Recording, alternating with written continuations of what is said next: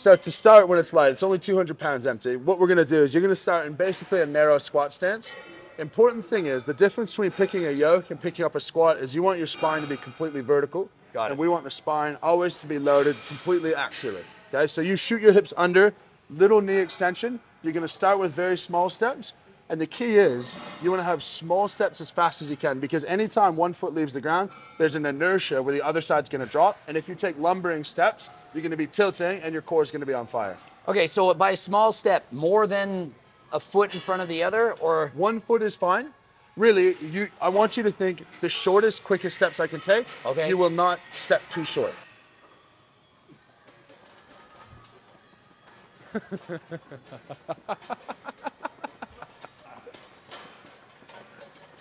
That was like you were trying to stop someone from poking your butthole. I didn't know what to do. I was like, okay, short steps. I'm doing short steps. Coach Greg tries to yoke while he has to poo.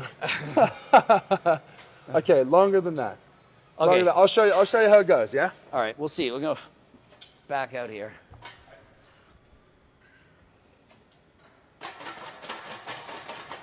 All right. Yeah, and then as you... Bit of a wider stance too when you're going. Ignore me doing that. We'll teach you that in a second. Okay. But as you pick up speed, your strides can get longer. We're more concerned with how long your foot's off the ground than we are concerned with how long you step. Right. So you're almost sliding as opposed to like lifting to run. It's more of a... Yeah, very low clearance. When you have the yoke, you scoop your back. Am I doing like this? Yeah, you've got that going on. Yeah. We need to tie front of ribcage to front of pelvis. Get yourself tucked under a bit more, and we want to be here, not here. Okay. Yeah? I picture I'm squatting like low bar. No. Almost like it's not like that. It's high bar, super, Okay. super high. And you see, when I go, I get my head out the way. Okay. So you want head forward, yoke there, just below T7. Okay.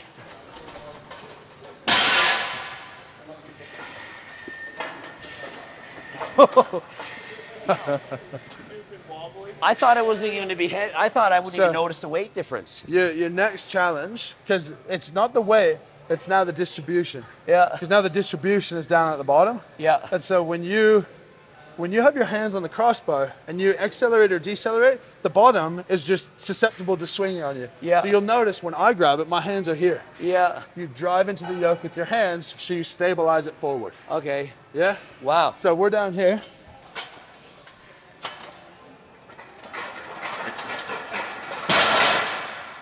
It's so crazy. It's so much harder than I thought. So you want acceleration to be smooth, not fast. Yeah. Because fast acceleration is going to have the yoke have to catch up to you, and when it catches up, it's going to start swinging you around. Yeah. So build into that speed a little bit slower. Okay.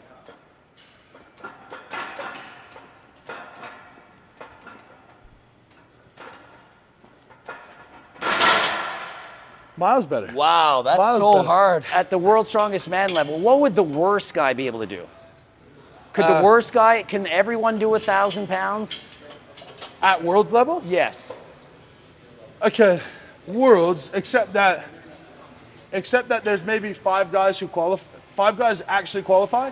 25 are invites. The last 5 will be from countries that they just want representation. Yeah. So let's say top 20 in the world, everyone could finish a 1,000-pound yoke, no problem.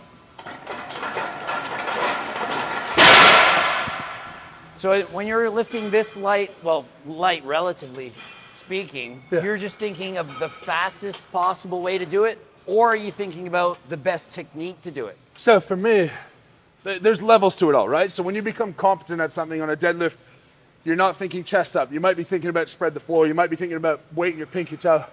For me, this is that I need to smoothly accelerate the yoke, because if I get ahead of myself, it'll start getting ahead of me and I'll fall forward.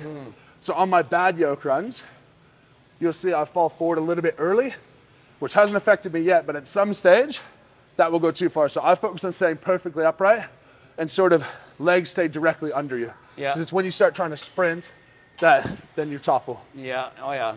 It's got a safety kind of thing in place so it won't like fall over. Oh, there we go. You got it. Finish it up. Finish it up. That was all right. You want to finish it out? No. I'm happy. I got halfway. I'm like, But do you know what your biggest thing? Like same thing as me with sumo.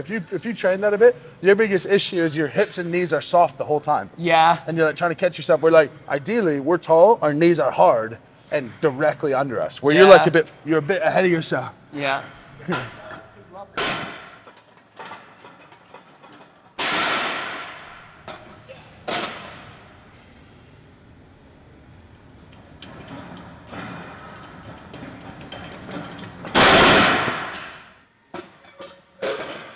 Watch these Greg, how fast do you think he's going to move with 1,000 pounds? I'm going to say 6 seconds. 6? Yeah. Yeah, I don't think the weight's going to matter. It's still going to run with it. With this yoke as heavy as it is, or as light as it is and as much weight's on the bottom, I think I'd be really happy sub 6. The yokes that we'll use in comp are substantially easier than this.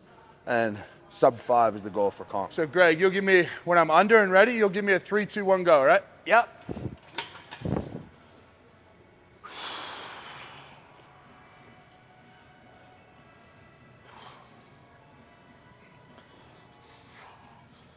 All set? Ready? 3, 2, 1, go! Oh!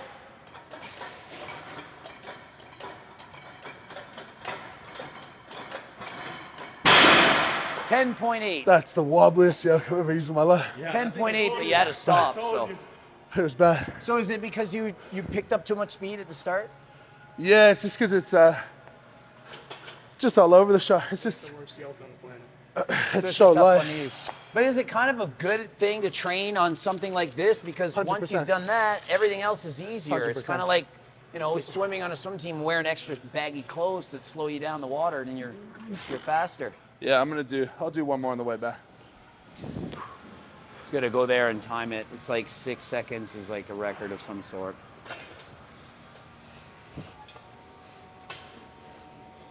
All right.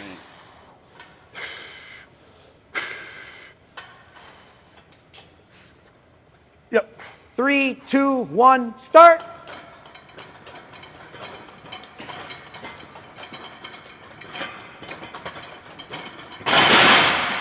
$7.9. That's better, but that thing's tough. 7.9. That thing's tough. And so like a world record is like just under 6. On my yoke, I did 5.7, and I felt much worse than I do today. Oh, geez.